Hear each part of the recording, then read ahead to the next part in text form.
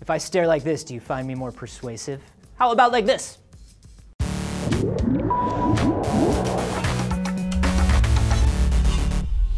Anthony here for DNews, and we've often been told that eye contact is the key to being powerful or persuasive. Whole books are devoted to the power of eye contact and how it's going to improve everything from your job to your romantic life. Except, no.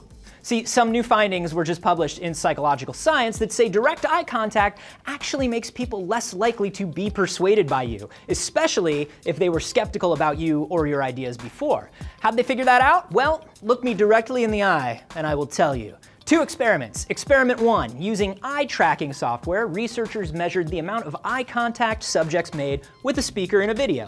The more they focused on the speaker's eyes while they gave their opinion on an issue, the less their attitudes shifted to match. Experiment 2. People were asked to either look in a speaker's eyes or at a speaker's mouth during a conversation, and people who looked into the mouth were more receptive to the speaker's opinion. The reason we're told to use eye contact is that it exudes confidence, but this study seems to show that it's a confidence that comes from a place of trying to assert dominance or use intimidation. That's why animals aren't into eye contact. It's confrontational. If someone doesn't agree with you and you look them in the eye, there might be a whole set of subconscious psychological reactions that put them on the defensive.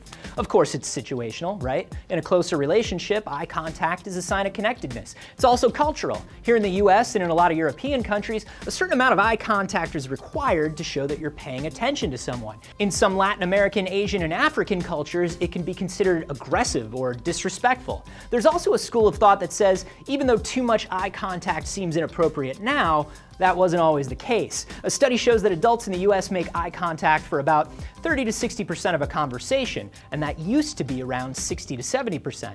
So why do they think it changed?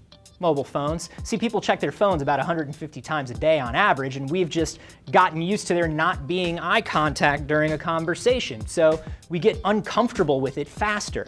Okay, so how much eye contact is the right amount? Now, assuming you are in a country that feels similarly to the US, a social consultant pegged it at 7 to 10 seconds at a time for one-on-one conversations and 3 to 5 seconds at a time in a group setting. And a study in applied neuropsychology showed that if you need information from someone, more than 10 seconds of eye contact will actually affect their short-term memory and make it harder for them to answer questions.